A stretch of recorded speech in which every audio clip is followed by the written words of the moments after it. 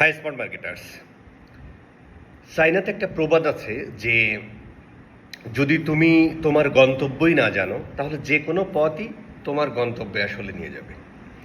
তো আমরা আসলে পৃথিবীর বর্তমান যে সিচুয়েশন আছি, specially technological point of view থেকে, ফ্রিল্যান্সিংয়ের পয়েন্ট অফ ভিউ থেকে বা আইটির পয়েন্ট অফ ভিউ থেকে এআই আসার কারণে, তো এআই আসলে কোথায় যাবে, কত দূর যাবে, হ্যাঁ, এটা আমরা জানি না।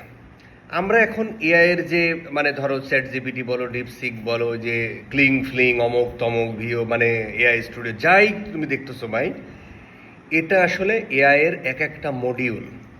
ফুল এআই আমরা এখনো দেখিনি। তো তাহলে আমাদের আসলে কি হবে? আমরা কি হাত গুটিয়ে বসে থাকবো? হাত গুটিয়ে বসে থাকলে আসলে হবে না বস। আমাদেরকে এআইয়ের সাথে সাথে যেতে হবে। এআইয়ের পেছন পেছন গেলেও হবে না।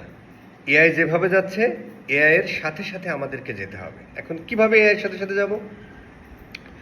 ধরেন আপনি কাজ করেন গুগল অ্যাডস নিয়ে, আপনি কাজ করেন ফেসবুক অ্যাডস নিয়ে, আপনি কাজ করেন ওয়েব অ্যানালিটিক্স নিয়ে, সিআরও নিয়ে।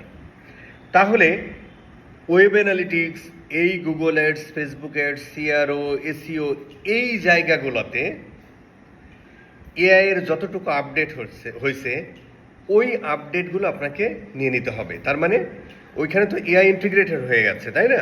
তার এআইয়ের সাথে সাথে আসলে আপনাকে চলতে হবে যতটুকু। যেমন কিছুদিন পরে ধরো অডিয়েন্স থাকবে না, তারপরে বলতেছে তোমার ক্যাপশন, কপি, টার্গেটিং, এভরিথিং মেটা করে ফেলবে, কোনো সমস্যা নেই। তাহলে আমরা ওইটুকু শিখে ফেলবো যতটুকু হয়েছে।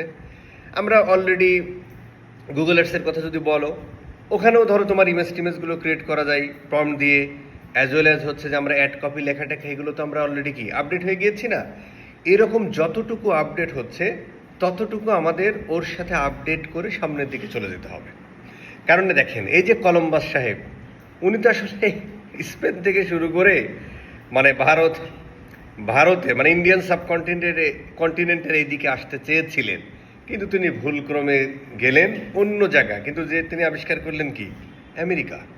যদিও আমেরিকা আবিষ্কার ছিল, মেইন স্ট্রিম ওয়ার্ল্ডের সাথে কানেক্টেড ছিল না, বাট তিনি আবিষ্কার করে ফেললেন। এখন এ আসলে কোথায় যাবে আমরা জানি না ভাই। আমাদের কলম্বাসের মতো এরকম হাঁটতে হবে।